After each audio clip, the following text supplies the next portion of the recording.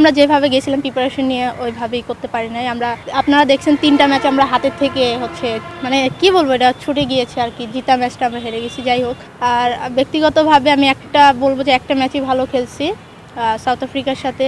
যখন ক্যাপ্টেন আমার হাতে বলটা তুলে দেয় তখন আমি ট্রাই করি আমার বেস্টটা দেওয়ার জন্য।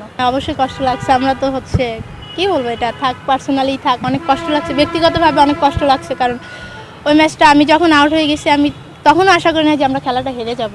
আমরা যখন এগুলো একটা ইউনিট হিসাবে খেলি, হয়তো বা কেউ প্রত্যেক দিন তো আর একজনই পারফর্ম করবে না। ইউনিট হিসাবে খেললে হয়তো বা আরও ভালো কিছু করতে পারতাম। আর চেষ্টা করব সামনে যা যা ল্যাকিংস আছে সেগুলো নিয়ে কাজ করার। এমনি আলোচনা হয় যে কি করলে আরও বেটার হয়। বলতে গেলে উদীয়মান প্লেয়ার 19-এর কথা বললেন, ওরা তো এখনও ছোট, এখান থেকে আর গ্রোমিং করে আসতেছে উপর লেভেলে। আস্তে আস্তে আশা করি ওরা আরও ভালো করবে।